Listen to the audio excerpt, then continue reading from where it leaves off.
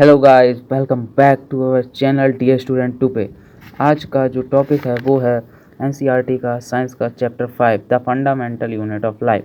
आज हम इसके बारे में डिस्कस करेंगे कि सेल क्या होता है, सेल के पार्ट्स और ये सब कैसे क्या फंक्शन होते हैं, कैसे वर्क करता है, ये सब पढ़ेंगे। तो मैं आपको सिर्फ एक ब्रीफ समरी दे रहा हूँ इस चैप्टर की। देखो, जो सेल होता है, सेल क्या होता है? Cell is a building block of life and structural and functional unit of life।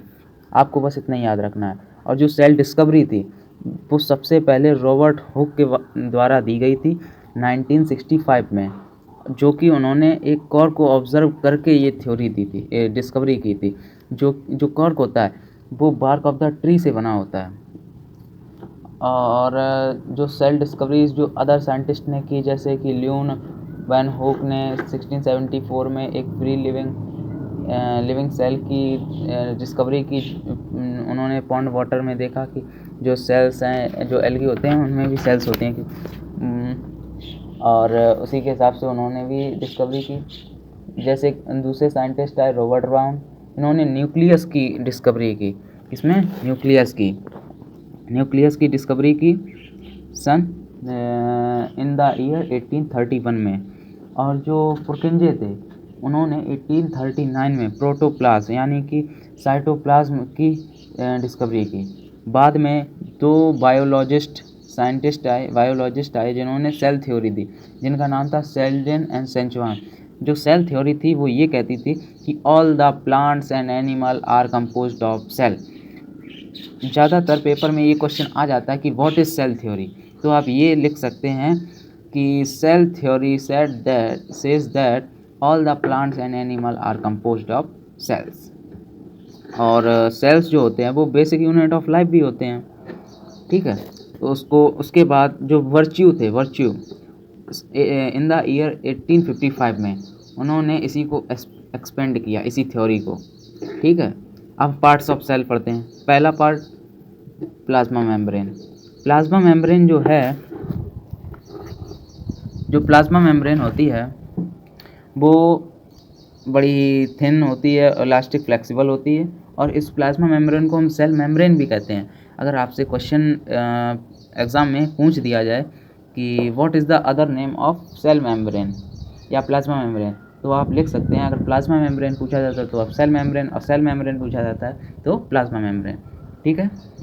इसके बाद ये लिविंग होती है और जो इसकी कवरिंग ये जो होती है ये सेल की सबसे आउटर मोस्ट लेयर कवरिंग होती है। लेकिन ये सिर्फ एनिमल सेल में और प्लांट सेल में प्रेजेंट होती है। लेकिन एनिमल सेल में ये सबसे आउटर मोस्ट लेयर होती है, लेकिन बट इन प्लांट्स की जो सबसे आउटर मोस्ट लेयर होती है वो होती है सेल वॉल, जो कि एनिमल सेल में एब्सेंट होती है। ये आपको ध्यान में रखना है। और ये जो होता है इसके जो प्लाज्मा मेम्ब्रेन में अगर कोई भी कुछ भी फिल है तो ये उसको होल्ड करके रखती है और एक डेफिनेट शेप प्रोवाइड कराती है सेल को, ओके। इसके बाद जो अगला टॉपिक है वो है सेल वॉल। जो सेल वॉल होती है ये केवल प्रेजेंट होती है प्लांट सेल में और ये नॉन लिविंग होती है और ये फ्रीली परमेबल होती है। लेकिन सेल वॉल जो है ये फ्रीली परमेबल, यानी कि कोई भी आज आए या जाए उसे कोई मतलब नहीं है। लेकिन जो प्लाज्मा मेम्ब्रेन यानी कि सेल मेम्ब्रेन जो होती है वो सिलेक्टिवली परमेबल होती है। उसमें केवल सिलेक्टेड पर्सन ही जा सकते हैं। जैसे कि आप थिएटर में गए हो, वहाँ पर टिकट लेना पड़ता है, विदाउट टिकट आप अंदर जा ही नहीं सकते। वैसा ये प्लाज्मा मेम्ब्रेन में होता है। यहाँ पर सिर्फ सिलेक्टिवली जो भी सिलेक्ट होते हैं उन्हीं को वो अंदर और बाहर जाने देती है। और जो सेल वॉल होती है ये सेलुलोज की बनी होती है। ज़्यादातर एग्जाम में पूछ दिया जाता है कि सेल वॉल किसकी बनी होती है, तो आप उसमें लिख सकते हैं cell wall is made up of cellulose. और जो सेलुलोज है ये यूकैरियोटिक सेल्स में प्रेजेंट होती है और प्रोकैरियोटिक सेल में भी। अभी मैं आपको आगे बताऊंगा कि ये यूकैरियोटिक और प्रोकैरियोटिक सेल क्या हैं। अभी जो अगला टॉपिक है वो है न्यूक्लियस। न्यूक्लियस जो है न्यूक्लियस जो होता है, जो सेल होती है, सेल में जो मिड पॉइंट होता है वहाँ पर एक न्यूक्लियस प्रेजेंट होता है, जो कि बाउंडेड होता है दो मेम्ब्रेन से, और जो बाद में वो फॉर्म करता है न्यूक्लियर इनवलप जो होता है उसमें बहुत सारे पोर्स होते हैं जिनको न्यूक्लियर पोर्स कहा जाता है, ठीक है। और जो फ्लूइड होता है उसके अंदर उसको न्यूक्लियोप्लाज्म कहा जाता है। The fluid which is present inside the nucleus is called nucleoplast, ठीक है। जो न्यूक्लियस होता है वो क्या कंटेन करता है, क्रोमोसोम्स, और क्रोमोसोम्स क्या कंटेन करते हैं, जीन्स, और जीन्स क्या होते हैं, वो सेंटर जो क्रोमोसोम्स होते हैं वो कंटेन करते हैं genes which are the centre of genetic information, ठीक है। अब इसका फंक्शन के बारे में पढ़ लेते हैं। जो न्यूक्लियस होता है वो जितनी भी एक्टिविटी सेल के अंदर होती है सबको कंट्रोल करता है, और जो सेल में जो भी प्रोसेस चलती रहती है उन सबको रेगुलेट्स करता है। और जो न्यूक्लियस होता है वो स्टोरेज हाउस होता है, जैसे कि अपने घरों में स्टोर रूम्स होते हैं जिसमें हम जो भी कोई भी जो यूज़ में नहीं आती है तो उसमें स्टोर कर देते हैं, लेकिन इसमें न्यूक्लियस को स्टोर हाउस कहा जाता है जीन्स का, क्योंकि इसमें जीन्स स्टोर रहती हैं। एंड जो कि बाद में हेरिडिटरी मीन्स होता है एक one generation to another generation. जो जीन्स होती हैं वो एक जनरेशन से दूसरी जनरेशन में इंफॉर्मेशन ट्रांसफ़र करने का काम करती हैं। जो साइटोप्लाज्म होता है, अब जो टॉपिक है वो है साइटोप्लाज्म। साइटोप्लाज्म क्या होता है, जो कि आपने क्लास 7th में पढ़ा होगा कि जो साइटोप्लाज्म होता है एक जेली लाइक स्ट्रक्चर होता है जिसमें विस्कस कलरलेस सेमीफ्राइड सब्सटेंस होते हैं between the plasma membrane and the nuclear membrane, plasma membrane और न्यूक्लियर मेम्ब्रेन के बीच में जो साइटोप्लाज्म होता है, जो सेल होती है उसमें जो लिक्विड फिल रहता है उसी को साइटोप्लाज्म कहते हैं। अगर आपको एग्ज़ाम में क्वेश्चन पूछा जाए कि व्हाट इज़ साइटोप्लाज्म, तो आप लिख सकते हैं it is a jelly like viscous colourless semi fluid substance that occurs between the plasma membrane and the nuclear membrane, ठीक है। अब टाइप ऑफ सेल्स पढ़ लेते हैं, सेल की कितनी टाइप होती हैं। वैसे सेल की 2 टाइप होती हैं। मैंने आपको एक टॉपिक नहीं बताया है तो मैं अभी बता देता हूँ कि ऑर्गेनिज्म में जो सेल्स प्रेजेंट होते हैं on the basis of cell organism 2 तरीके के होते हैं, एक होता है मल्टी सेलुलर, एक होता है यूनिसेलुलर। यूनिसेलुलर क्या होता है, जिसमें ओनली 1 सेल प्रेजेंट हो, जैसे कि हमारा अमीबा हो गया और पैरामीशियम हो गया, ये सब इनमें ओनली 1 सेल प्रेजेंट होता है और ये यूनिसेलुलर होते हैं। मल्टी सेलुलर जो जैसे ह्यूमंस हो गए, एनिमल्स हो गए, प्लांट्स हो गए, इन सब में एक से ज़्यादा सेल्स प्रेजेंट होती हैं, इसीलिए इनको मल्टी सेलुलर कहा जाता है, ठीक है। अब टाइप्स ऑफ सेल पढ़ लेते हैं। टाइप्स ऑफ सेल 2 तरीके की होती हैं, एक होती है प्रोकैरियोटिक और ये एक होती है यूकैरियोटिक सेल। प्रोकैरियोटिक सेल क्या होती है, जिस प्रोकैरियोटिक सेल में प्रोकैरियोटिक जो सेल होती है उसमें एक ट्रूली न्यूक्लियस एब्सेंट रहता है। क्या होता है, ट्रूली न्यूक्लियस एब्सेंट रहता है, जैसा कि आप फिगर में देख सकते हैं इसमें कहीं पर भी न्यूक्लियस नहीं है, ठीक है। जो प्रोकैरियोटिक सेल होती है उसमें न्यूक्लियस प्रेजेंट नहीं होता है और ये बहुत ही छोटी होती हैं, स्मॉल साइज़ की होती हैं, इनके जो सेल होते हैं उनका साइज़ बहुत ही छोटा होता है और ये प्रिमिटेड और इनकम्प्लीट सेल्स होती हैं। प्रोकैरियोटिक सेल्स हमेशा यूनिसेलुलर ऑर्गेनिज्म में ही होती हैं, जैसे कि example bacteria, blue green algae etc. अब दूसरा जो टॉपिक है वो है यूकैरियोटिक सेल। यूकैरियोटिक सेल जो होते हैं जिनमें एक ट्रू न्यूक्लियस प्रेजेंट हो, ठीक है। जो यूकैरियोटिक सेल्स होती हैं उनमें एक well defined true nucleus present होता है और ये एडवांस्ड सेल है और कंप्लीट सेल है, ठीक। यूकैरियोटिक सेल्स सभी ऑर्गेनिज्म में प्रेजेंट होती हैं, ठीक है। इफ़ इट इज़ यूनिसेलुलर और मल्टीसेलुलर ऑर्गेनिज्म, एक्सेप्ट केवल ये बैक्टीरिया और ब्लू ग्रीन एल्गी में प्रेजेंट नहीं होती हैं। ठीक है, अगर आपसे एग्ज़ाम में पूछ दिया जाए कि यूकैरियोटिक सेल जो होती हैं वो कौन से ऑर्गेनिज्म में प्रेजेंट नहीं होती हैं, तो आप वहाँ पर दे सकते हैं आंसर, बैक्टीरिया और ब्लू ग्रीन एल्गी ऑर्गेनिज्म में ये प्रेजेंट नहीं होती हैं। ठीक है, तो अब मैं आपको इन दोनों के बीच का डिफरेंस बता देता हूँ। जैसा कि आप देख सकते हैं इसमें लिखा हुआ है, प्रोकैरियोटिक सेल जो होती है, size of cell is generally small, 1 to 10 micro 1 to 10 mm लिखा है। ठीक है, तो ये 1 से लेकर 10 mm तक होती है, और ये जो mm है ये माइक्रो में है। जो सेल होते हैं वो बहुत ही छोटे होते हैं, तो मिलीमीटर में तो उनको देख नहीं, मिलीमीटर तो बहुत बड़ा हो जाता है, इसलिए वो तो बहुत छोटे होते हैं, इसीलिए उनको माइक्रो उसमें मेज़र किया जाता है साइज को।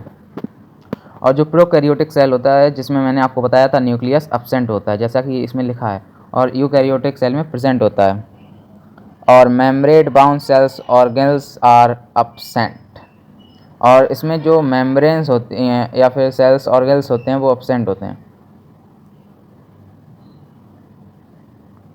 और जो प्रोकैरियोटिक सेल्स होती हैं उनमें केवल ओनली 1 क्रोमोसोम्स प्रेजेंट होती हैं, कंटेन करती हैं, और लेकिन जो यूकैरियोटिक सेल होती है उसमें ये जो यूकैरियोटिक सेल है वो बहुत सारे क्रोमोसोम्स कंटेन करती हैं। और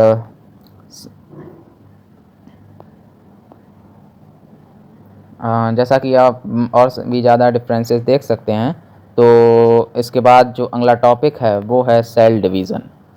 सेल डिवीज़न में जो पार्ट है वो है सेल ऑर्गेनेल्स। सेल ऑर्गेनेल्स जो होते हैं ये मेम्ब्रेन बाउंडेड ऑर्गेनेल्स होते हैं, और ये इसलिए प्रेजेंट होते हैं जो कॉम्प्लेक्स एक्टिविटी सेल में हो रही है उसको सपोर्ट करते हैं सेल ऑर्गेनेल्स। और सेल ऑर्गेनेल्स के भी पार्ट्स होते हैं, जैसे कि पहला पार्ट्स है उसका एंडोप्लाज्मिक रेटिकुलम। तो जो एंडोप्लाज्मिक रेटिकुलम होता है, एंडोप्लाज्मिक रेटिकुलम के भी 2 टाइप्स होते हैं, 2 टाइप के होते हैं एंडोप्लाज्मिक रेटिकुलम, एक RER एक SER।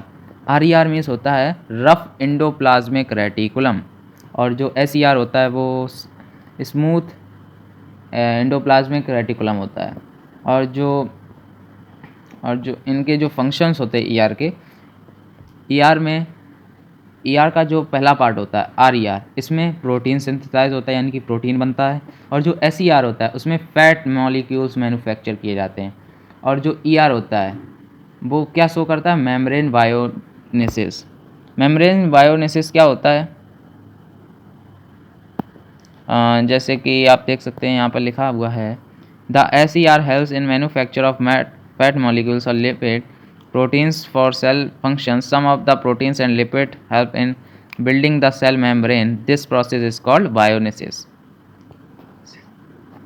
ठीक है, तो बायोजेनेसिस की डेफिनेशन यहाँ पर दी गई है, तो आप इसको लर्न कर लीजिएगा क्योंकि एग्ज़ाम में पूछ दी जाती है। और जो ER होता है, ER एक नेटवर्क सिस्टम फॉर्म करता है। ठीक है, और इसमें प्रोटीन्स और लिपिड्स होते हैं वो हार्मोन्स की तरह एक्ट करते हैं।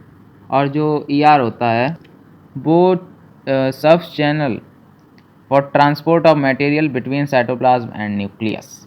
मींस जो ER होता है वो ट्रांसपोर्ट का भी काम कर देता है, चैनल फॉर ट्रांसपोर्ट मटेरियल्स का बिटवीन साइटोप्लाज्म एंड न्यूक्लियस के बीच में। ठीक है, और चलो अब SER का जो टाइप्स ऑफ ER थे उनकी भी थोड़ी बात कर लेते हैं। पहले एक बहुत ही महत्वपूर्ण इम्पॉर्टेंट पॉइंट है, जो ER होती है वो भी मेम्ब्रेन बाउंड ऑर्गेनेल्स होती हैं।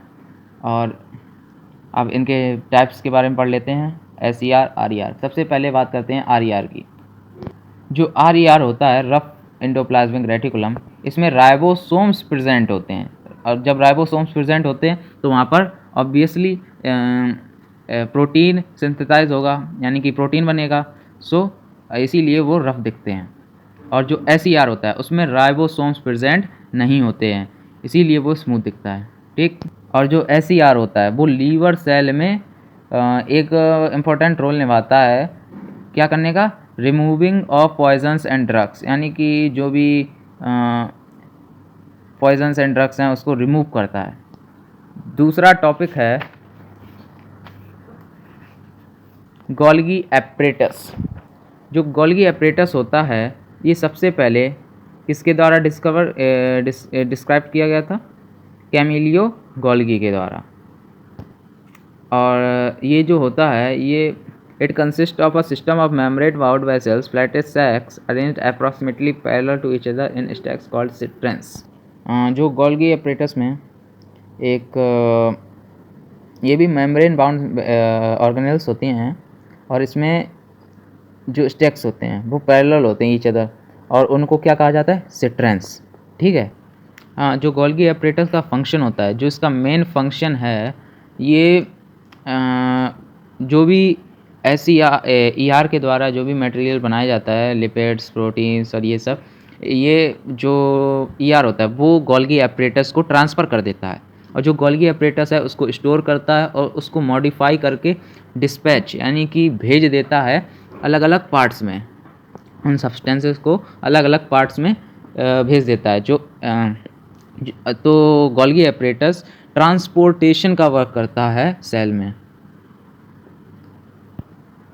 और जो गोल्गी एपरेटस है सेल वॉल के बनने में भी इन्वॉल्व होता है और प्लाज्मा मेम्ब्रेन और लाइजोसोम्स में भी। और कुछ केसेस में जो कॉम्प्लेक्स शुगर होती है वो सिंपल शुगर के द्वारा भी बना दी जाती है गोल्गी एपरेटस में। ठीक है, तो सबसे मेन पॉइंट है आपको इसमें ये याद रखना है कि जो गोल्गी एपरेटस है वो कैमिलियो गोल्गी के द्वारा डिस्क्राइब किया गया है। और दूसरा पॉइंट है कि ये मेम्ब्रेन बाउंडेड ऑर्गेनेल्स हैं। और तीसरा पॉइंट, ये ट्रांसपोर्टेशन का वर्क करता है और जो जो भी मटेरियल इसको भेजता है ये इसको ट्रांसफ़र कर देता है अदर पार्ट्स में जिसकी नीड होती है, जैसे lipids, proteins. Lipid and protein की प्लाज्मा मेम्ब्रेन बनी होती है तो उनको भी भेजता है, सेल वॉल को भी भेजता है, लिपिड की होती है। और जो प्लाज्मा मेम्ब्रेन होती है वो किसकी बनी होती है, लिपिड एंड प्रोटीन्स की। ठीक है, अगला जो टॉपिक है वो है लाइजोसोम्स। जो लाइजोसोम्स होते हैं ये भी मेम्ब्रेन बाउंडेड ऑर्गेनेल्स होते हैं और इसमें स्पेरिकल सैक लाइक स्ट्रक्चर होता है। जैसा कि आप इस प्लांट सेल में देख सकते हैं कि जो लाइजोसोम्स है ये आपको दिख रहा होगा, ये छोटा सा एकदम सा दाना ऐसा होता है जो कि पिंपल हमारे फेस पे आ जाता है, वैसा ही बिल्कुल होता है सेल में। लेकिन ये बहुत इम्पोर्टेंट रोल इसका बहुत ही इम्पोर्टेंट रोल है सेल्स में। चलिए देखते हैं क्या है इसका इम्पोर्टेंट रोल। और ये डाइजेस्ट जो इसमें जो फिल होता है वो डाइजेस्टिव एंजाइम्स होती हैं। एंजाइम्स क्या होती हैं, जो कि RER के द्वारा बनाई गई होती हैं। ठीक है, और ये किसका वर्क करता है, वेस्ट डिस्पोजल सिस्टम का सेल में, यानी कि जितना भी वेस्ट मटेरियल होता है सेल में ये उन सबको एब्जॉर्व कर लेता है और ये इसी में हेल्प करता है सेल को क्लीन करने में by digesting that enzymes that is made by RER।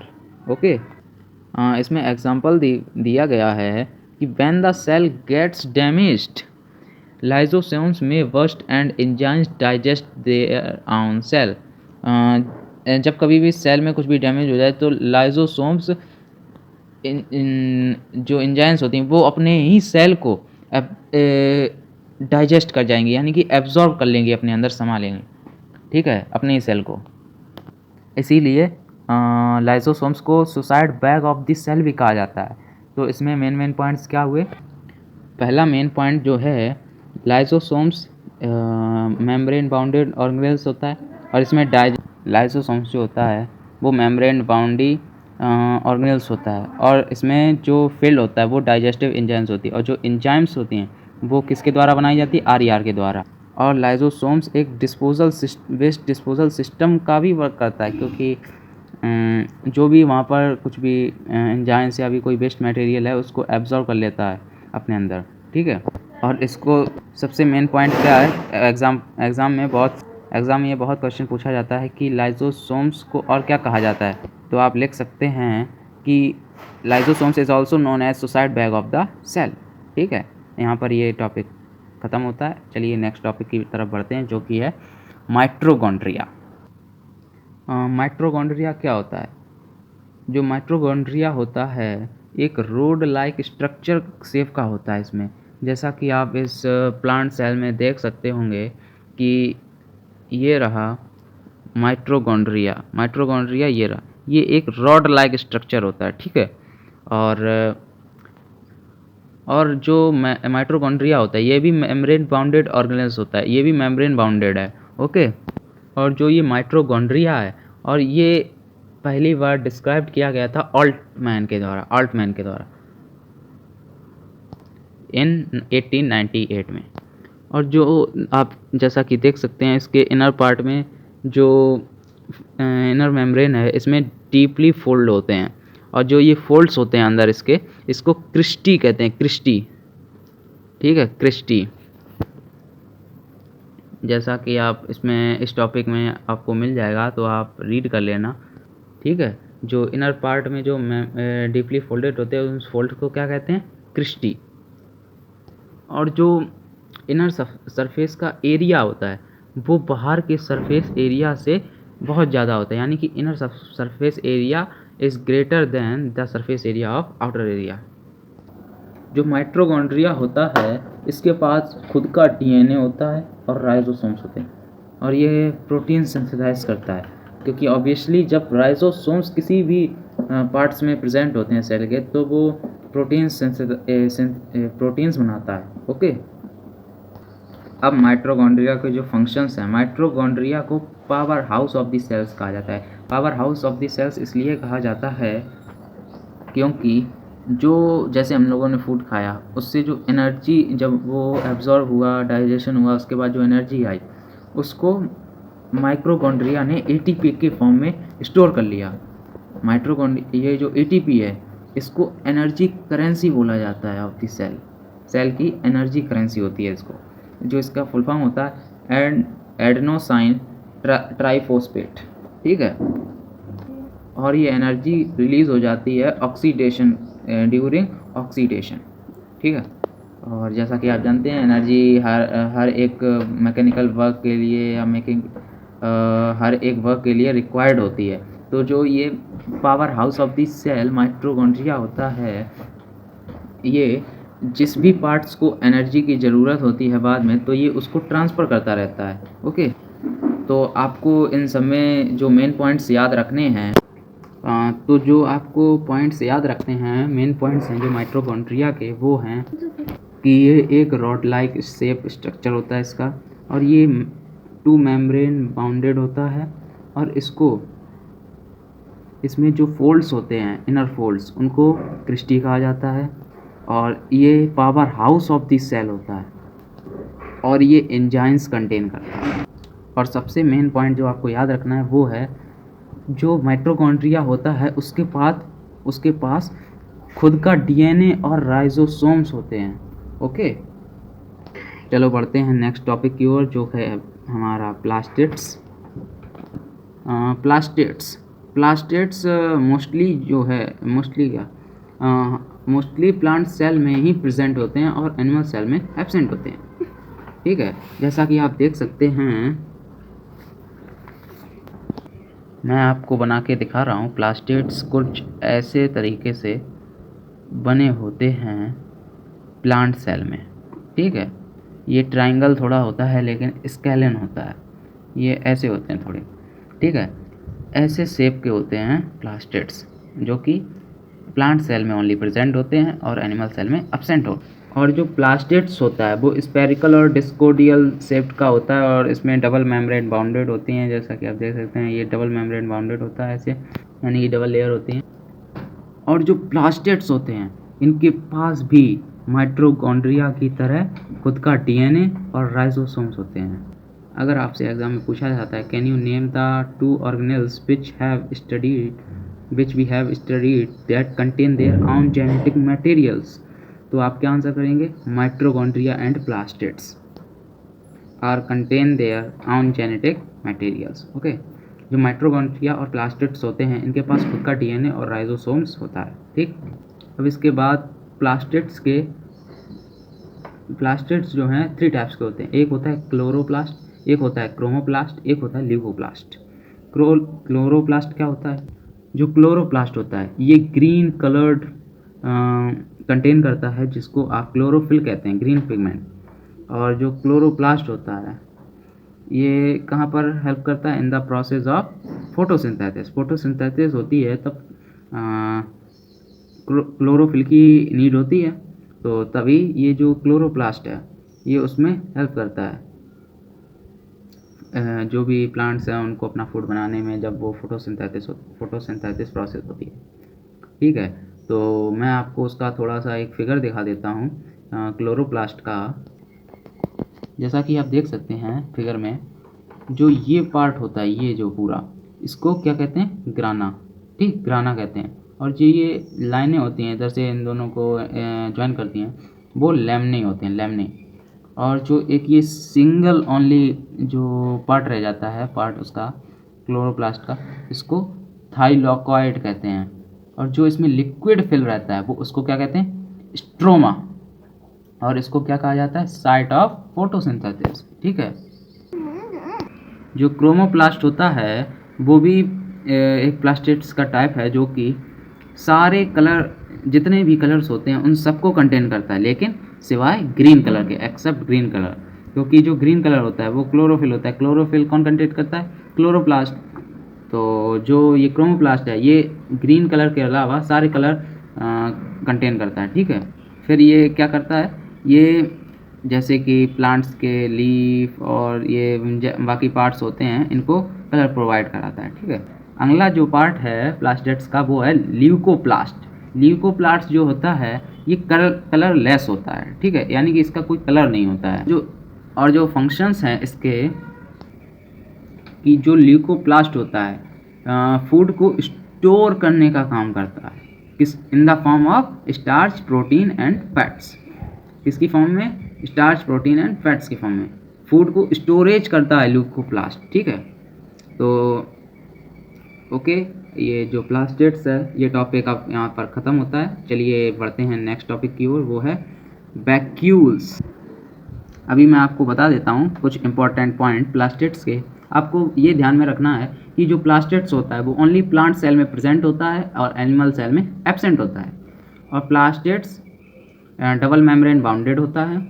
इसके पास खुद का डीएनए होता है और राइजोसोम्स होते हैं। ठीक है, और इसके कितने पार्ट्स होते हैं? 3 पार्ट्स, क्लोरोप्लास्ट, क्रोमोप्लास्ट, ल्यूकोप्लास्ट।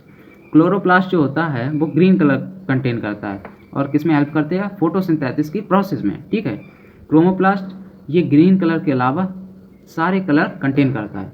ठीक है, और जो ल्यूकोप्लास्ट होता है, नहीं, जो क्रोमोप्लास्ट होता है वो हेल्प कलर प्रोवाइड करता है other parts of the cell except leaf.